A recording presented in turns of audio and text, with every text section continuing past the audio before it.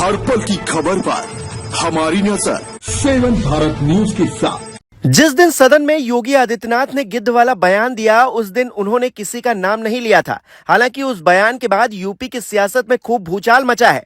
अब अखिलेश यादव ने योगी के बयान पर पलटवार किया है। कौन गिद्ध है कौन कौवा, सियासत चरम पर पहुंच गई है।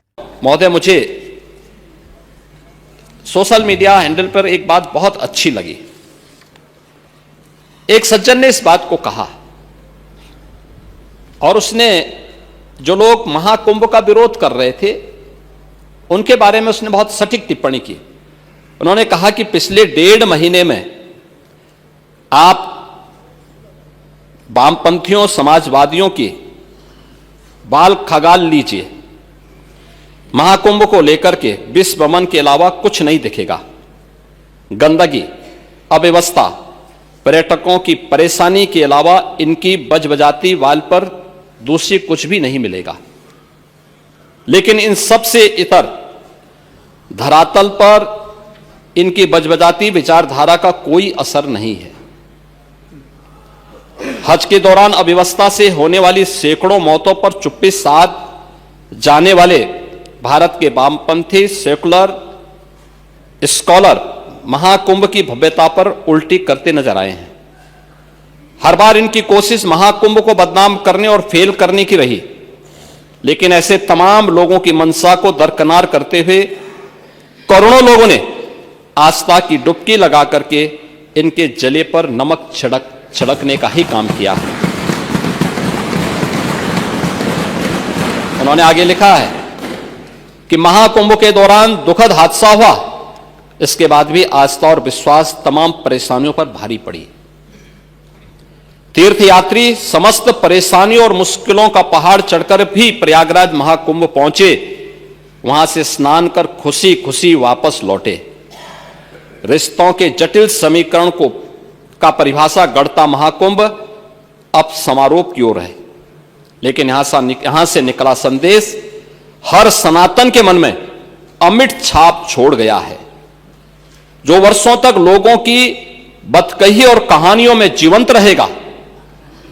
हर तरफ अपनी मां और बुजुर्गों को महाकुंभ में अनाथ छोड़ देने वाले बेटे रहे हों, तो दूसरी तरफ अपनी सास को पीठ पर उठाकर कुंभ स्नान कराने वाली बहू भी रही है। लेकिन सनातन विरोधियों को नजर केवल गंदगी पर पड़ी। मैं अध्यक्ष महोदय वह चित्र लेके आया हूं। ये देखिए, एक बहू है अपनी सास को पीठ पर लाद करके जा रही है महाकुंभ स्नान करने के लिए।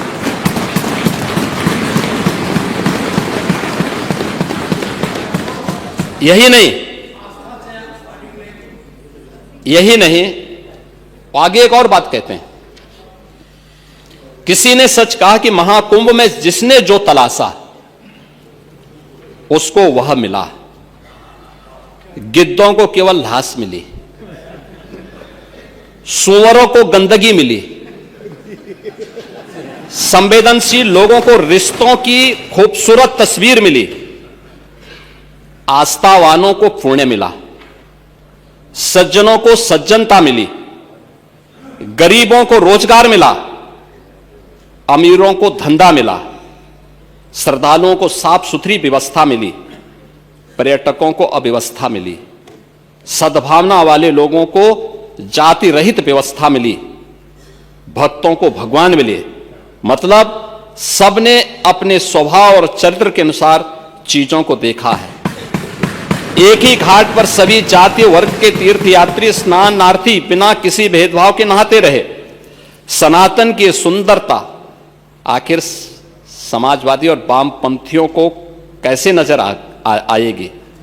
लेकिन इनके द्वारा लगातार किए जाने वाले प्रश्न इनकी नियत को ही संदेह के दायरे में खड़ी करती है। महोदय, ये टिप्पणी अचानक नहीं है। ये टिप्पणी भारत की टिप्पणी है और भारत की भावनाओं की टिप्पणी है।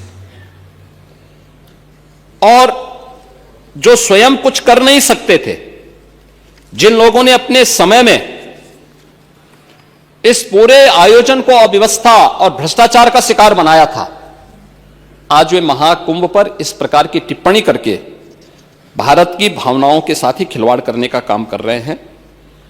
और मैं तो केवल इस बारे में एक बात कहना चाहूंगा कि महाकुंभ ने पूरी दुनिया को भारत की सनातन एकता का संदेश देकर के एक भारत श्रेष्ठ भारत के प्रधानमंत्री मोदी जी के विजन को ही चरितार्थ करके दिखा दिया है कि विश्वास है तो पूरा भारत अपना सहयोग देने के लिए उतनी ही तत्परता के साथ खड़ा है जो महाकुंभ में दर्शन होता हुआ दिखाई दे रहा है। कि गिद्ध को लेकर के गिद्ध कहना, मैं समझ नहीं पा रहा हूं गिद्ध किसको कह रहे हैं। सरकार गिद्ध है या सरकार में उन लोगों को जो तकलीफ परेशानी में अपने परिवार वालों को ढूंढ रहे थे।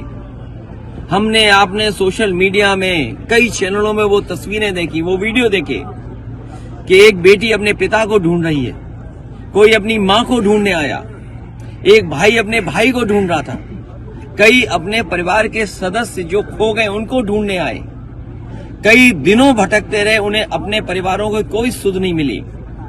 वो पाया खोया केंद्र में भी गए, वहां भी कोई सूचना नहीं मिली उन्हें। तो क्या सरकार उनको गिद्ध कह रही है जो अपने परिवार के सदस्यों को ढूंढने आए?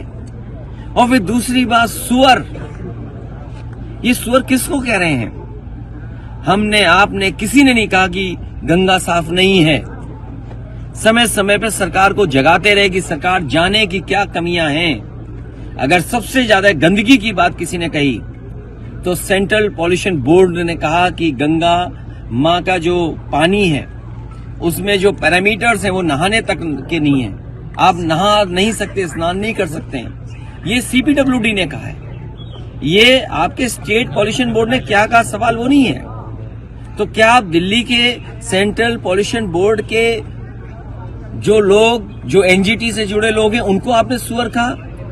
हो सकता है आपने सुअर इसलिए भी कहा हो कि मंत्री शायद पिछड़ी जात के हैं। वहां पर दिल्ली में जो पर्यावरण विभाग देखते हैं, वो सेंट्रल पॉल्यूशन बोर्ड देखते हैं, वो शायद मंत्री जी पिछड़ी जाति के हैं, इसलिए शायद सुअर कहा आपने उनको।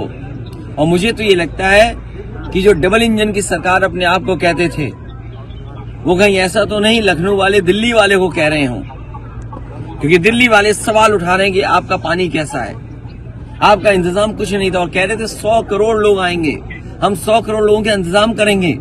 और सोचिए कुछ करोड़ लोग आए और भगदड़ मच गई। और भगदड़ एक नहीं मची, भगदड़ 4 जगह 5 जगह, ये अभी क्लियर नहीं है।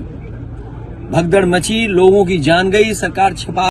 नमस्कार, मैं हूं प्रीति शुक्ला, 7 भारत न्यूज संवाददाता। हर पल की खबर पर हमारी नजर। हमारे चैनल 7 भारत न्यूज को लाइक करें, सब्सक्राइब करें, शेयर करें, बेल आइकन प्रेस करना ना भूलें।